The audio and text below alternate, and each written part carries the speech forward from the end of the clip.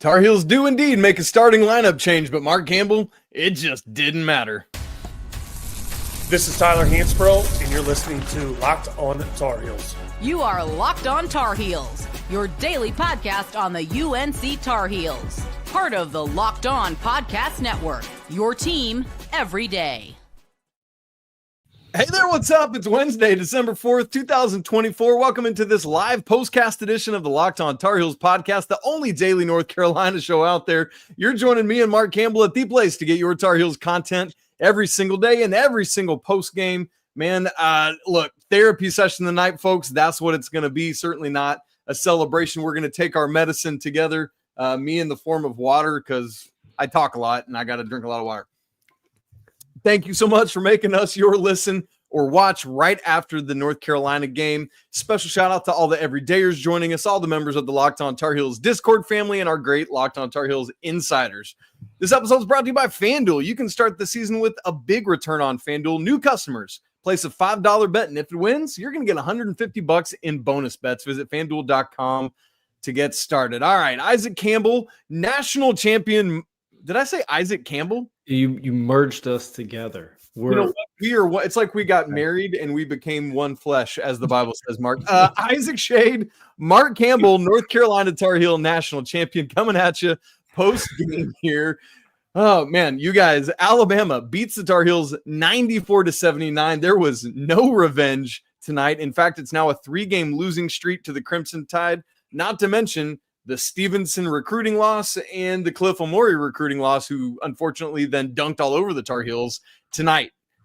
North Carolina now 4-4 on the season. It's a tough start. 3 of those losses are against 3 of the top probably 5 teams in the nation, if we're being honest about it. But it doesn't matter, Mark, as you said when we were talking pre-show, that's who you measure yourself against. And with that in mind, let's get right into this thing. We'll have a bunch of observations, a couple ad reads, and then we'll see what kind of questions and comments and observations you guys have.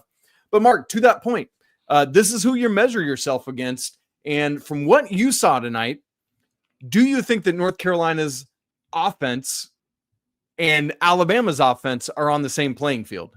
No, we're not even close to the sophistication that they're playing with. They were phenomenal to watch. Just as if I was watching that as a neutral observer and no rooting interest, no Carolina pride, like on the line there, like they're a fun watch. They run amazing stuff. Like they truly do. A lot of teams talk about, we want to run a pro style offense. They're the first college team that I've actually seen play like a pro team. And it's not so much that you run a pro set here or a pro set there. Like they are consistently flowing into triggering actions. They are reading defenses. They are playing if-then basketball on the offensive side.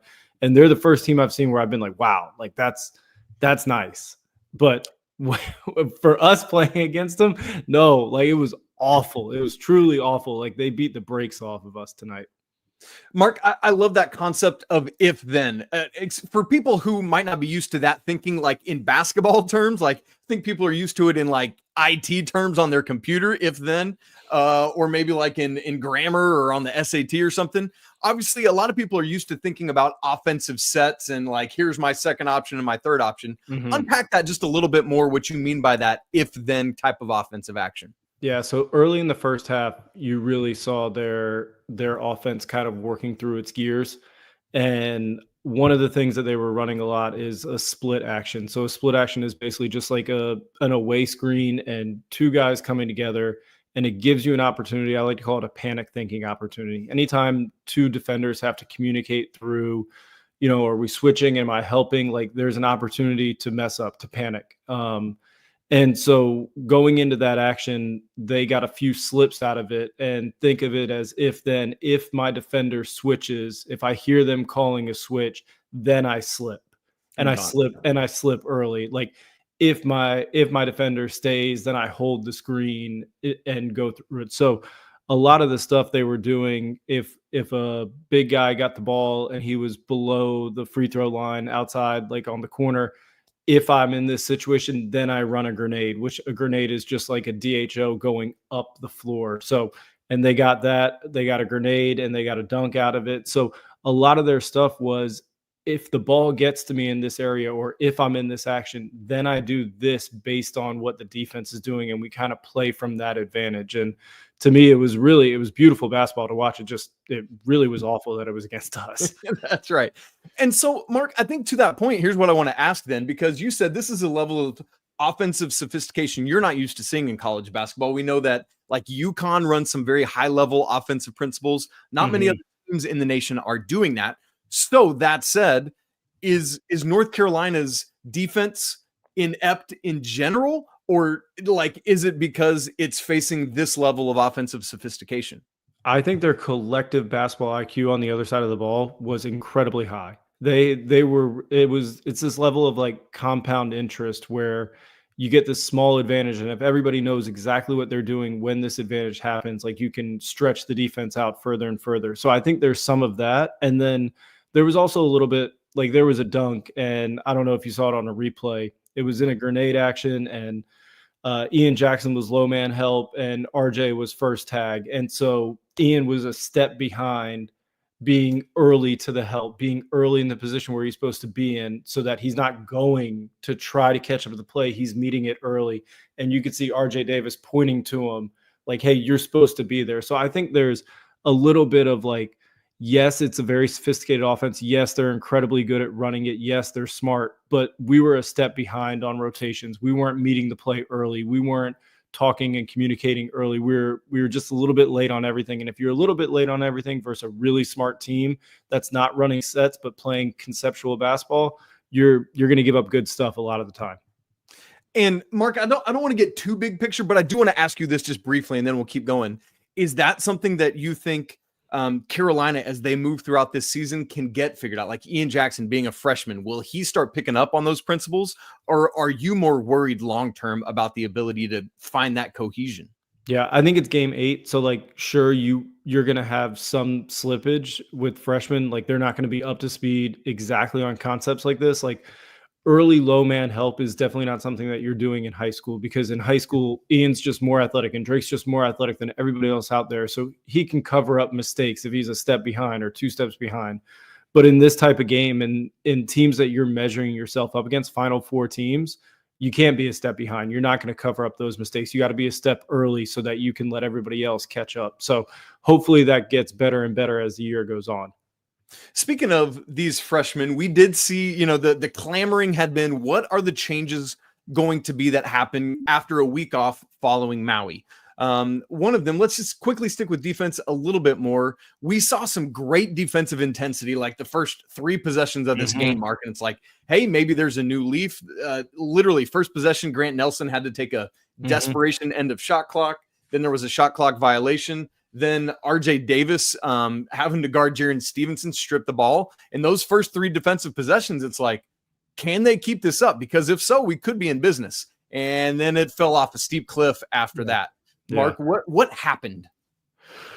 Yeah, I mean, I think eventually, like we came out with a lot of punch. The crowd, honestly, the Dean Dome crowd was there. Like you could feel it.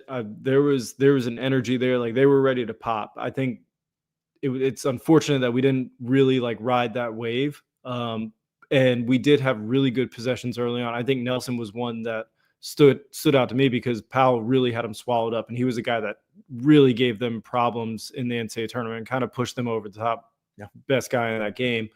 So I thought it was really nice seeing like the more athletic wing on this guy covering him up, but eventually the compounding of if-then basketball, not running sets, but truly working through triggering concepts and then playing from an advantage. Like Ryan Perone, the guys on Nate Oates' staff, like those are professionals. Like they came from the NBA. Like those guys know what they're doing, and you could see it just over time. Like this happens in NBA games. Over time's the better team. It just wears you down. So I think it was nice to see us have like pop to us early, but we didn't really stay ahead of the play each time. You mentioned Drake Powell there. That was the other big thing that I think a lot of the Carolina fan base was looking for is, will we see a new starting lineup? And it wasn't the whole front court as many thought it might be, with both Jalen's maybe being subbed out, but it was Drake Powell in for Jalen Withers. Ultimately, Mark, I know that doesn't play out tonight because Carolina still loses. Ultimately, though, do you like that decision? And do you like what Drake Powell showed you in this game? I think we have a higher ceiling with Drake on the floor. Obviously, I think defensively he's incredible, and slashing he's really good. I think there's just too many times currently in the first 8 games where Drake's getting. There was one in the second half in the left corner. Like, I would love to see him in closeout situations just shoot the ball. The more you hold the ball and think about it and then think to drive, the offense just shuts down. And we saw a really well-oiled offensive machine in Alabama. And one thing you didn't see them do, they didn't turn down open shots. They didn't turn down opportunities that were in rhythm and on balance. And I think that would be something that I'd love to see Drake do. Ian doesn't need any. He doesn't need any like coaxing to shoot the ball. But like Drake, I would love to see a little bit more of like, if it's in rhythm and on balance and the machine is moving, like you need to let it rip in rhythm. Yes, we will certainly get to Ian Jackson, who, while several Tar Heels did not show up in this game, Ian Jackson is never afraid of showing up. He's going to be there, and you're going to be very aware of his presence. So we'll talk about that. Mark, with those starting lineups, one of the storylines became Latrell Wrightsell unfortunately popped that Achilles on this weekend against Oregon in the Players Era Festival Championship game. Very unfortunate. I always hate to see guys go down with injuries. But what that meant is that Alabama went big, as they had done earlier this season when Wrightsell was coming off the bench, with 3 6'11" guys in the starting lineup. I was really curious to see how Carolina would decide to match up with that, and it was not what I thought they would do. I thought they would go with Seth Trimble against Grant Nelson in that way.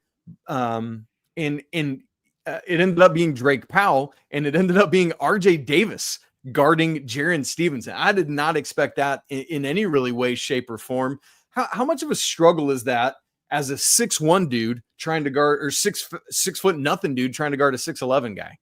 Yeah, I didn't think we were that outmatched size-wise on defense in terms of like just covering up, of the offensive glass killed us. And it just started wearing on us as the game went on and game went on and game went on. And I think a lot of that became, the size really like, compounding. I know I've said compounding a lot, but it felt like as the game went on, like they really leaned on us, and it was body blow after body blow after body blow. And I think the size showed up in that aspect of, they destroyed us on the glass. Which is funny because like the numbers show that North Carolina actually won the rebounding battle 42-40, but the eye test and the key rebounds at key moments did not share that same statistical story, because I thought the same thing. I was like, I feel like Alabama has obliterated Carolina on the glass in total and on the offensive glass, but Carolina won the offensive rebounding battle 15-8, but the second chance points were Carolina won that 15-8 as well. But it just, Mark, is it a matter of Bama was doing that in key moments? Is that why you and I are both feeling that way? Yeah, I think maybe that, but maybe more so they were making so many more shots that it was more so about like the ratio of opportunities that they had to get offensive rebounds. They just got all of them, and other times they were just either hitting threes or dunking on us or getting any good look they wanted. So I think we missed a lot more shots and gave ourselves a lot more opportunities to get like tips here or tips there. But it was more so of a ratio of like anytime they missed, it felt like they were still getting the next opportunity as well. Okay. Well, obviously, and unfortunately, RJ Davis's shooting woes continue. Some Tar Heels didn't really show up for this game. They were physically there, but it wasn't happening. A couple other Tar Heels did show up unexpectedly. That's potential good news down the stretch. That's where we want to get to next. All that coming up here in just a second.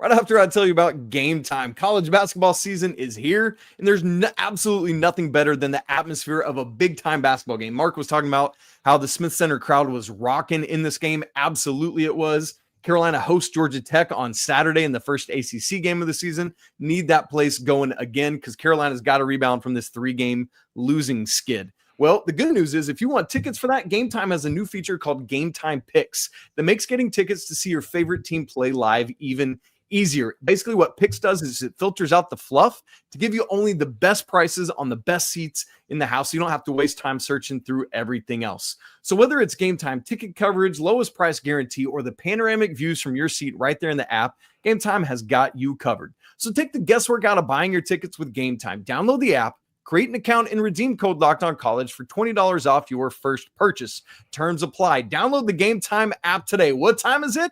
It's game time. Okay, Mark, as we get back into this thing, for those watching in real time, I'm going to go ahead and pull up the box score because I know a lot of people are wanting to look at that. If you're listening back to this later, welcome in. So glad you're all here, and you can check that out as well. Coming up here in just a minute, we are going to get to your questions. Mark, there's already over 100 comments over there in the chat. So therapy session is going strong here on Wednesday evening. I love it. Mark, let's talk about RJ Davis. As we mentioned just a second ago, Alabama puts Jarin Stevenson on him. A lot of teams have been doing that, putting length on RJ to work at bothering him. RJ goes 7 of 24 in this game, 1 for 11 from 3, 18 points, 3 boards, 4 assists, and 4 steals for RJ. That's crazy. Are you of the mind that RJ is taking too many shots for somebody who's not shooting a good enough percentage? Or are you of the mind that, as you always say, it's more about the process and you want him to keep shooting? Yeah, I would love RJ to shoot. I think that he had a tough night shooting the ball. I think the length, I'm looking at the box score, I think the length really bothered him. I thought Stevenson did a really good job. There was one time in the second half it was a OB underplay going towards Carolina's bench, screen for screener, and it was something that you would normally see RJ come off this screen for screener action. It looked like he had a corner 3 that he could get into, and Stevenson was even behind on the lock and trail coverage and still had the length to bother him enough where he didn't let it rip in rhythm, came in, shot more of like a push in between push shot jumper, missed that one. So I think there was just something about the length that threw him off rhythm wise. And then if you're taking a team's best defender like that, you would like for a little bit more pop to come from the other 2 scoring guards with Cadeau and Tremble. Like, you need a little bit more. If you're taking the best defender on the court and you don't exactly have it flowing, you'd love those guys to get it going a little bit more. Yes. And so let's transition right into that then, Mark, because unfortunately, Elliott was essentially, as we were talking about during the game, kind of a no-show here. 1 point on 0 of 4 shooting from the field, 0 of 2 from 3, 6 boards, give him that, 4 assists, 4 turnovers, and 1 steal. Thankfully, didn't get in first half foul trouble as he's been doing lately. But Mark, kind of to the opposite point, we got to see Elliott pull the trigger more and find more confidence.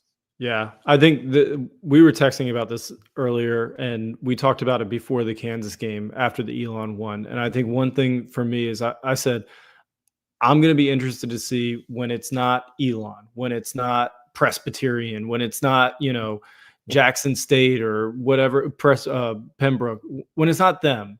Like, do you let it rip the same way? Like, do you think you're the same player no matter who you're playing against? And to me, we talked about it prior to Kansas, and I thought this was a night where he could have really exercised some demons. And to see him come out, and the numbers aren't great, but what I saw on the court in terms of, passes he was making, opportunities he was turning down, like moments to attack that he just let pass by. Like, to me, it's one of those things where I would rather see him go 0 for 20 than 0 for 4.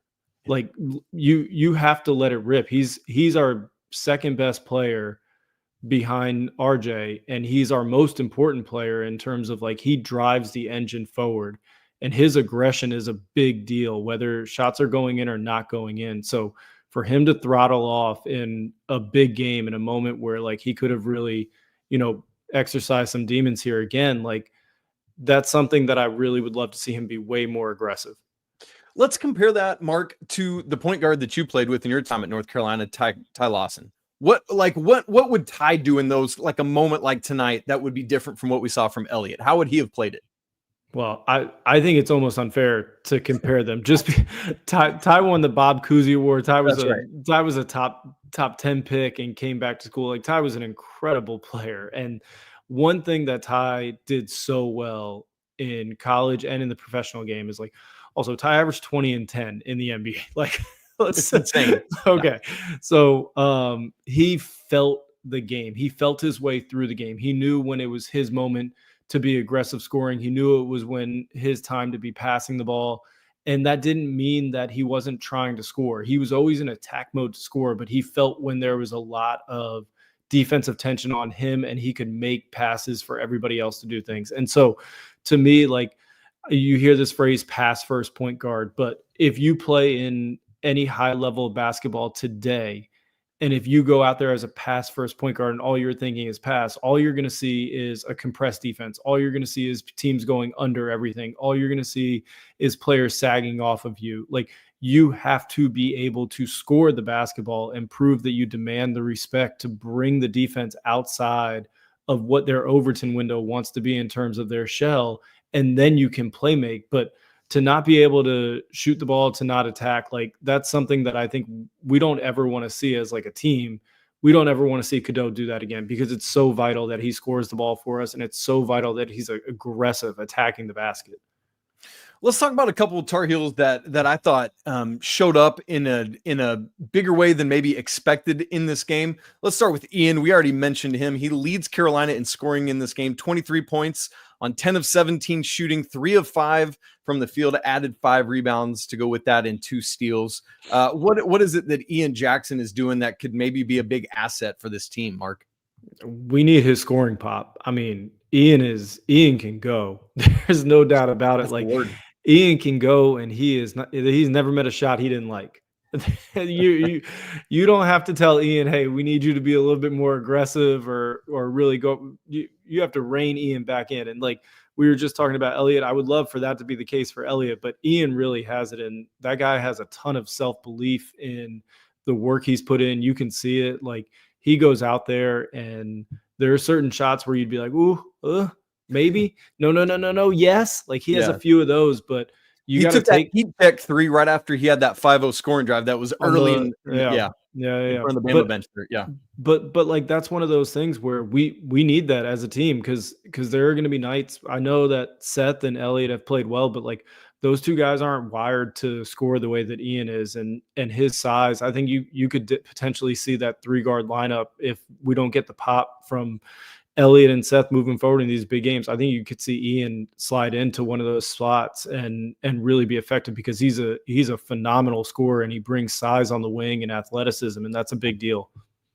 It very much so is. The other guy that I thought really showed great physicality, had 3 offensive rebounds, all of which he got putbacks on, Mark, was Ty Claude. Really came into this game, made a difference on the rebounding end, which is like why he's at North Carolina, is to be a rebounder, and specifically on the offensive end of things. Finishes with 6 points on a perfect 3 of 3 shooting, all coming off of those offensive rebounds. Had 5 total rebounds in this game. I mean, I don't think we're expecting Ty Claude to like suddenly move into the starting lineup or anything, but I mean, like, that's the level of production you need from him night in and night out in this kind of patchwork front court. Am I reading that correctly?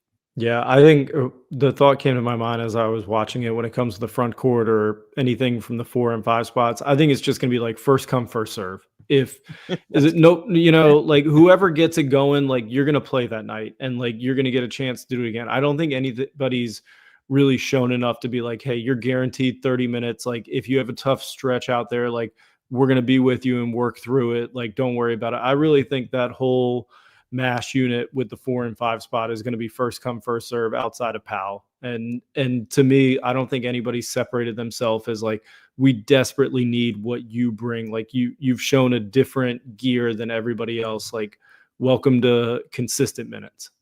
And you can see that in the minutes played out. Listen to this. Jalen Washington, 12 minutes, Ty Claude, 11, Van Allen Lubin, 17, Jalen Withers, 11. So I kind of to your point, Mario. I mean, it's just all spread out. No, and nobody's just taking charge there, and you'd like to see that. One last thing I want to hit on before we take another break and get to the comments, which is now inching closer to 200 over there in the chat, is the 3-point disparity in this game, Mark. Carolina goes 5 of 28, 17.9%, while Bama is 12 of 33, 36.4%. Bama has not been setting the world on fire this season as the way they typically do, and 36% is fine, but still more than doubled Carolina's 3-point output. I mean, how much of a factor is that in a game like this? And how much does Alabama's, let's go back to the phrase used earlier, if-then offense? I mean, I felt like they had wide open 3 after wide open 3 after wide open layup after wide open layup. Yeah, absolutely. No, it's true. Their offense was a well-oiled machine tonight, and I think a big part of it was they were taking these moments of if then at inflection points. And once they got an advantage, they were either finishing, or if it was early help, making an early pass, playing out of rotations. And the point earlier about Drake Powell in the corner, they were taking every single shot in rhythm and on balance. Nobody was turning down shots to think, oh, maybe I should drive it and try to do something else. If the play was drive, they drove. If the play was shot, they shot. And I think when you play if-then basketball, there's this simplicity that comes with it's my turn to shoot it. This is in rhythm and on balance. Our offense has generated it. And with that simplicity comes confidence, because everybody else would do the same thing. They're empowering you to do it. And I think that not only like creates great shots in the offense, but it allows players that are shooting them to feel really good about shooting them. And that's a big deal. And I like that, because then it's not like, well, shoot, I got to keep this going until Mark Sears catches it because he's our guy and he's got to get all the shots. It's like, fair game, man. If it's your shot, credit to him, because I think I was reading some article about where he said he wasn't going back in a game because everybody else had it going. And even watching him tonight, truly, like, he makes phenomenal process reads, and their whole team is in lockstep in terms of how they want to play, what lens they're seeing the game through, and they set the rules of engagement tonight. Like, we played Alabama's brand of basketball. Like, this game was played on Alabama's terms. They set the rules of engagement, and they did it through the process that they play with. Well, that stinks, Mark. That's a bummer, but it's true. And it's true. That's how the game was played. And for any North Carolina team, like, especially playing at home in the Dean Dome, you want to be the one setting the rules of engagement. You want to be the one hitting first. You want to be the one saying, this is the lens in which this game will be played for. And Alabama came in and punched us in the mouth, and we played the game on their terms. And that's something that, in a game where we just lost this team for a big game in the tournament, they're coming into the Dean Dome the next year. Like, that's one where you don't want to be the one getting punched in the mouth. No. And we've not said it yet, but to that point about getting punched in the mouth, this is now the fourth straight game Carolina has gone down by double digits in the first half. 5 of the 8 total games this season, Carolina has given up double-digit deficits in the first half. Interestingly enough, all of the games they've played against a high major team, that's happened, plus Dayton. And in those same 5 games, Mark, they've given up 92, 92, 85, 94, and 94 points. That's gotta get better.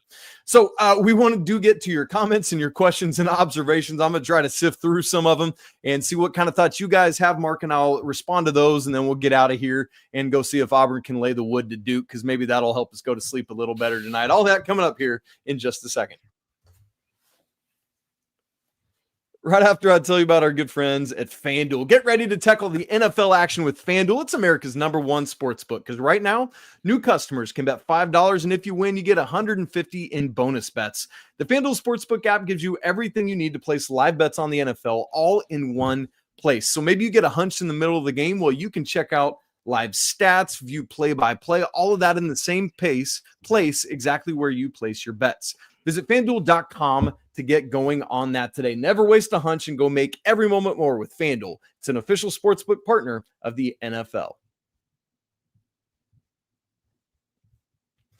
Holy smokes, Mark. There's a lot of content over here, so we're going to just pick and choose some along the way here. And, there's always a lot of the sky is falling moments in these kind of things, and that's what that is.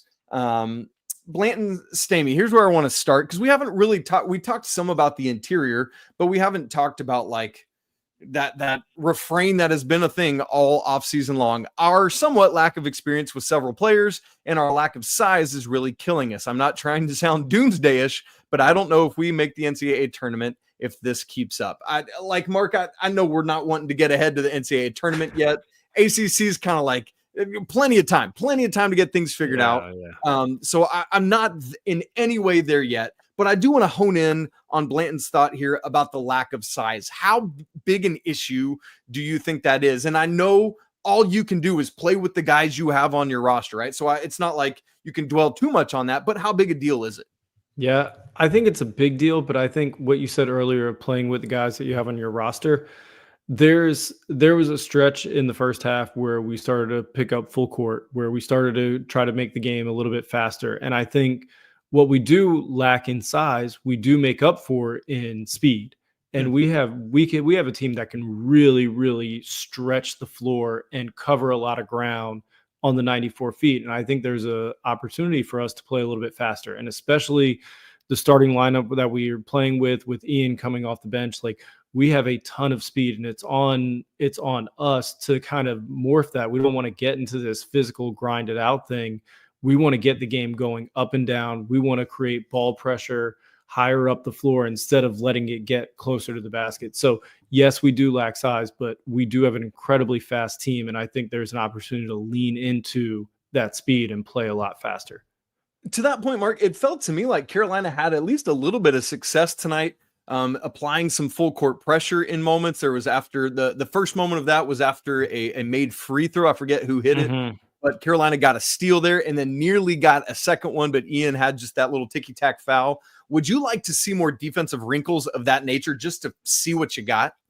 I don't know that we're a pressing team necessarily, but I think that we're a team that can really turn up the defensive pressure. And I don't think that those two things are exactly the same. You don't have to press to be turning up the defensive pressure. I think it's more about really trying to turn the ball, really trying to make sure you're in passing lanes, you're not giving up dribble penetration, because it doesn't matter how much you want to try to get in passing lanes or do anything. If you can't guard the ball, if you can't stay in front of the ball, and if you're consistently giving up paint touches, the whole shell is going to be cracked and everything's going to be moving. So I think it's more about us really, taking a little bit of pride in A, guarding the ball, and then B, if we are guarding the ball, being able to get out in passing lanes, being able to turn the other team over, and then getting rebounds and running.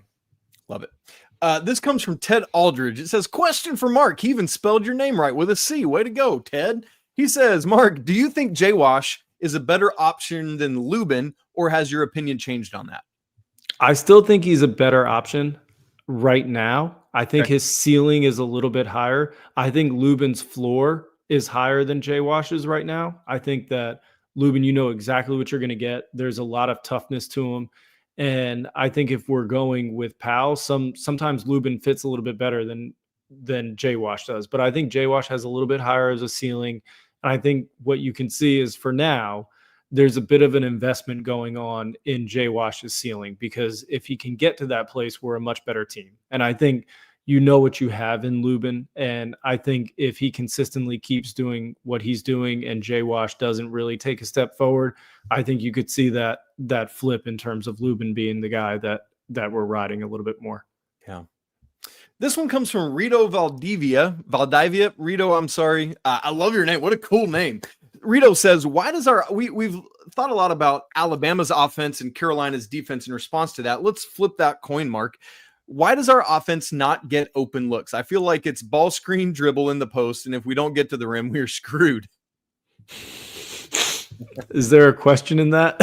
Why does the offense not get open looks is the question. I think it can get open looks. I think it really, comes down to like the context of what our players deem as open looks. And I think Elliott's a really prime example of that. Like there's a lot of times that like I would think that another player might think that there's an opportunity to attack, or there's an open look, and like 0 for 4, you play, I don't know how many minutes he played, 25, but like you have the ball in your hands. Like there are more open looks out there. There are more opportunities to attack. I think it's a lot more about having a little bit more confidence in ourselves. And if those things happen, if Elliott's more aggressive, then everything starts to domino to everybody else. Like I think that's a real pressure point for us. Yeah, man, that's interesting to think through. Just trying to process some of that. Well, like, go ahead. Sorry. Yeah. Like for instance, we were talking earlier. Like there's this game that was played in the early 2000s where you could be a pass first point guard because everybody played aggressive defense. And like just as a prime example, we played Kansas in the 2008 Final Four, and our ball screen coverage used to be the big guy was up at the level and he was hedging the ball screen, right, and the guard would go under. And Kansas hit us with that ball screen coverage, skip pass lob, skip pass lob, skip pass lob. They had like 6 dunks in the first half. Well, nobody's up at the level playing that defensive coverage anymore. Like, we have evolved in the sense of nobody's going to come up 30 feet away from the basket and play that. They're going to play under. They're going to go under a ball screen. So when it comes to somebody like Elliott, he's not getting the advantage that early 00, 01, 02 point guards were getting, where they're going to pressure you 30 feet away no matter what. And you can pass first because the defensive shell is like so spread out to start with. People are playing in tighter. People are daring others to shoot. Like, there's not so much. They're protecting the paint first and then guarding out. So like, these things are domino effects. And if we can get Elliott really churning in terms of, oh, I believe I am a good shooter, I'm going to shoot the ball, I'm going to be aggressive attacking downhill, that can change how pick and roll coverages are done.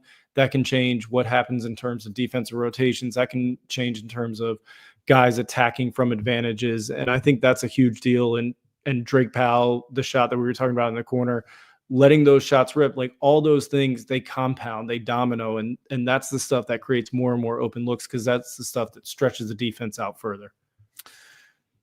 So we got to see that. And now you have even more on film, more on tape. Unfortunately, you're sitting here 4-4 through 8 games of the season. You got your first conference game coming up. And so, Mark, I just want to look. I know I said I don't want to zoom out too much, but big picture, zooming out, as we think ahead to Saturday in the first ACC game, what more adjustments do you want to see Carolina have as they come out here against Damon Stoudemire's team? I would love to see us play with a lot more defensive intensity, because we need to either A, turn the ball over, or B, force bad shots so we can get out and run. We need the game to be a lot faster. We are not a big team. We are not an interior focused team. We are perimeter focused, and we are fast. So the more stretched out we can create the game, the more we can put all 94 feet in focus instead of 47 at any given point, the better we're going to be as a team. So for me, that's first and foremost. Like, that has to be priority number one, because we need to play fast. And then number two, I'm going to be watching all year. I'm going to be watching Elliott. I'm going to be watching the aggressiveness, because for me, him going 1 for 4, 0 for 4, like, I need him to go 0 for 20. If you're going to go 0 for anything, go 0 for 20, like, push it, because we need him more than any other player to take a step offensively in terms of his aggressiveness and his scoring. Like, he is the key to us being a much better team in March than we are in November. Yeah, I remember one shot in particular tonight. He had like a wide open mid-range, but kicked it back out to the top of the key for, I think it was a J-Wash 3 is what it ended up being. Yeah. I remember even J-Will on the call, which is funny that they had J-Will on Carolina's game instead of the Duke game, but whatever. And he was like, he's got to take that shot. Yes. And it's like that and more. So Mark, love that. That's super helpful. Folks, as I scanned through the comments, as Mark was answering questions, I see a lot of doomsdayism. I see a lot of hot seat for Coach Davis. I see a lot of, we're not making the NCAA tournament. Let me just end by exercising some caution and some patience. I know it feels 4-4. The sky is falling. There is a lot of work to do. There is a lot of chemistry that can still be brought together with this team. There's a lot this coaching staff has the ability to figure out. And sure, it might not happen, but there is too much talent on this team to say, no, it's done and it's over. So keep fighting, stay in with us, and we'll be right back at it. Tomorrow, Coach Rob and I are going to go live tomorrow morning to unpack this thing. And then on Friday's show, Coach Pat Kilby and I are going to sit down together and get ready for that Georgia Tech game. And then obviously we'll go live after Georgia Tech on Saturday. Stick with us. We're either going to celebrate or we're going to have another therapy session and be under 500. Who knows what's going to happen there? Thank you all so much for joining us. Great to be live together on Hump Day. Marc Campbell, thank you so much for being here, brother. Great insight. As always, appreciate you so much. Thanks for having me. Always, my man. So, folks, if you haven't subscribed to the show on YouTube or on audio, make sure you do that. We're hitting 10,000 YouTube subscribers in the first 3 years of the show. That's the goal, and we're oh so stinking close. Help us do that if you would. If you're not part of the Locked On Tar Heels Discord family, man, you are missing out on wildness. It is free to join, and the link is in the show notes. If you want to go even deeper, join Locked On Tar Heels Insiders and become one of the very closest Locked On Tar Heels people. You can text me directly and get great perks as well. Gang, you know the deal. It's always a great day to be a Tar Heel, even on a night like this that is very, very disappointing and sad. We'll be right back at it tomorrow morning, but until then, peace.